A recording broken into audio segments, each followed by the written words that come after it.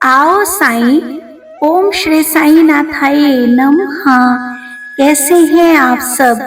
मालिक करे आप हमेशा खुश रहें और स्वस्थ रहें। आपकी जो भी मनोकामना हो जल्दी से जल्दी ईश्वर पूरी कर दें और आपके घर में रिद्धि सिद्धि बनी रहे, बरकत होती रहे।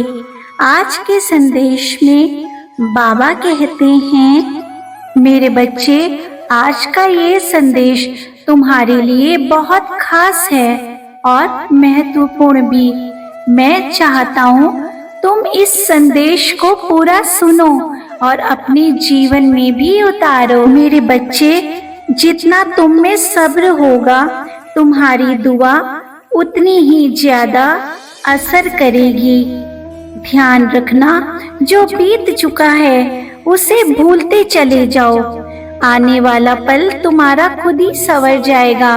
तुम्हारे जीवन में जो घटनाएं घट चुकी हैं उनको याद कर करके अपने आप को दुखी मत करो, परेशान मत करो, क्योंकि जब जब तुम पहले की बातें याद करते रहोगे कि तुम्हारे साथ कितना गलत हुआ, तुम आगे सफलता नहीं हासिल कर सकोगे। इसलिए अपना पुराना समय भूल करके आगे बढ़ो। भक्ति के मार्ग में अपने रास्ते नए खोलो। ऐसा कभी ना करो कि जिन लोगों ने तुम्हारे साथ गलत किया है तुम उनको ताने देते जा रहे हो, उनको परेशान कर रहे हो, या फिर घर के अपने बड़े लोगों को उनकी गलती के लिए बार बार शर्मिंदा करते जा रहे हो, उनको दोष देते जा रहे हो कि ये सब आपके कारण हुआ है, आपने मेरे साथ ऐसा क्यों किया। मेरे बच्चे, एक बात हमेशा याद रखना, अगर अपना तुम जीवन में स्वार्थ देखते रहोगे ना तो जीतते जीतते भी हार ही तुम्हारे हाथ में लगेगी। इससे ज्यादा मिले, इससे कम मिले, ये सब कभी मत सोचो। जो ईश्वर दे रहा है उसी में ही प्रसन्न रहो। ऊपर वाला जब खेल खेलता है ना तो इंसान नहीं समझ पाता। ईश्वर वाले से तुम खेल मत खेलो। ईश्वर जो कर रहा है तुम्हारे हित के लिए कर रहा है। ईश्वर को गलत दोष मत दो। तुम्हारा अनुभव गलत हो सकता है, मालिक जो भी तुमको दे रहा है हालात को देख कर के दे रहा है, उसी में ही प्रसन्न रहना सीखो। मेरे बच्चे, तुम रह रह कर अपने आप को क्यों परेशान करते रहते हो, क्यों इतना सोचते हो? जानते हो ना, स्वस्थ शरीर में स्वस्थ मन का वास होता है।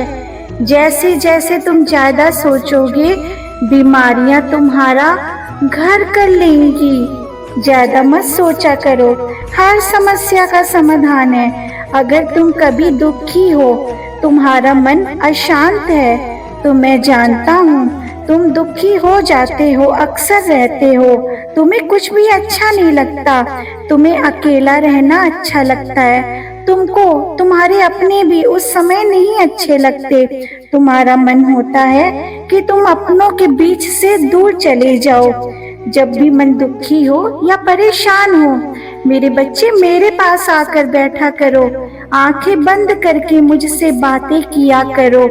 तुम देखना, कुछ ही समय बाद तुम्हारी दुविधा का, तुम्हारी परेशानी का हल मैं तुम्हें बता दूंगा।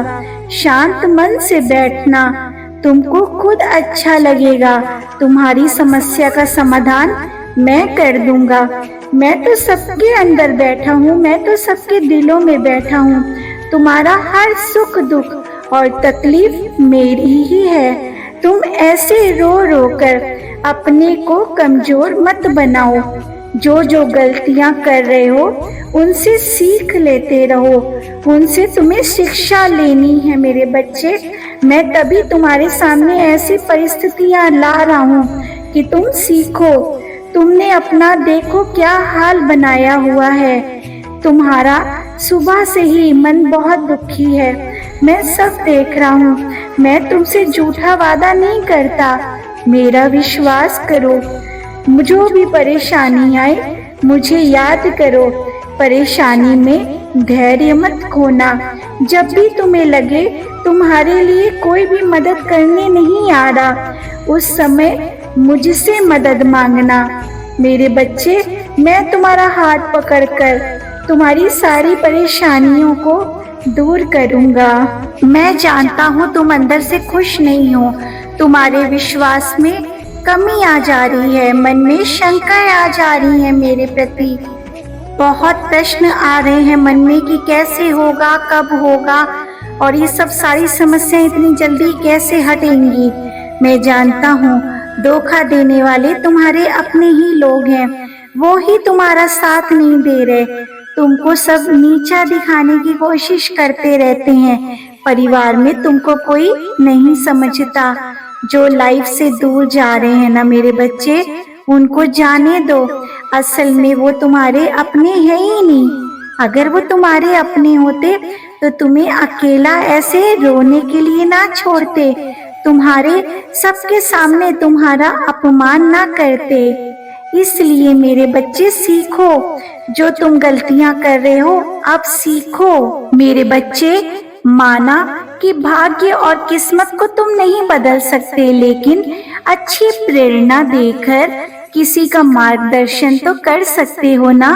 भगवान कहते हैं जीवन में कभी मौका मिले तो सारथी बन जाना, लेकिन कभी स्वार्थी मत बनना। उस ईश्वर की उपासना जरूर किया करो।